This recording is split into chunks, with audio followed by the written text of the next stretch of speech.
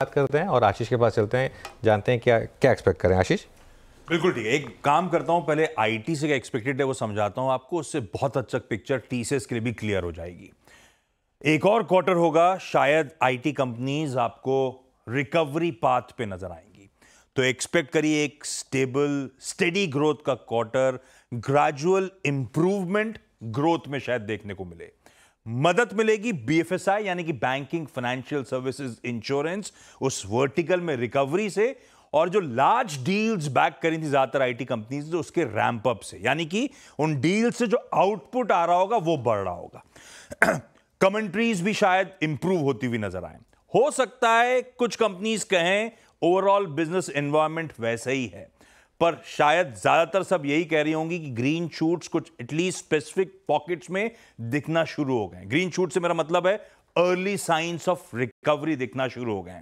ध्यान रखिएगा, ये कमेंट्रीज बेहद इंपॉर्टेंट है इस कंटेक्स्ट में कि ये पहली बार आईटी कंपनीज हम सबसे बातचीत कर रही होंगी फेड के उस रेट कट के बाद, और लार्जली अभी एक्सपेक्ट करा जा रहा है उस रेट कट के बाद कि यहां से डिस्क्रिशनरी स्पेंड जो है, यानी कि जो नॉन एसेंशियल स्पेंड्स होते हैं, वो अब इंप्रूव होंगे, और वो ट्रांसलेट करेगा धीरे धीरे आने वाले क्वार्टर्स में इन आईटी कंपनीज की रिकवरी में।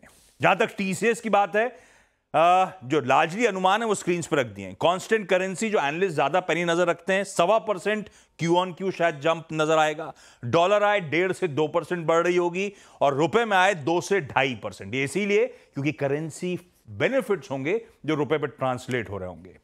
अच्छा, मदद रेवेन्यू मूव इंप्रूव क्यों हो रहा होगा? क्योंकि लार्ज डील्स स्केल अप हो रही होंगी, खास तौर पे इनके लिए वो बीएसएनएल डील में इंप्रूवमेंट शुरू हो रहे होंगे। नॉर्थ अमेरिका का बीएफएसआई में पिकअप एंटिसिपेटेड है। मार्जिन्स फ्लैट, गिवन कि लास्ट क्वार्टर वेज हाइक्स वाला क्वार्टर था, गिवन कि रुपया कमजोर हुआ है, उसके बावजूद मार्जिन्स फ्लैट या 10-20 बेसिस पॉइंट सिर्फ क्यों इंप्रूव होंगे? क्योंकि ये कहा जा रहा है कि लार्ज डील्स में जब इंप्रूवमेंट हो रहा होगा तो उसके लिए स्पेंड्स बढ़ रहे होंगे, इन्वेस्टमेंट टैलेंट में हो रहा होगा, और उसके चलते मार्जिन्स का अपसाइड लिमिटेड होगा। मुनाफा 3% क्यू ऑन क्यू बढ़ेगा। नजर कहां रहेगी?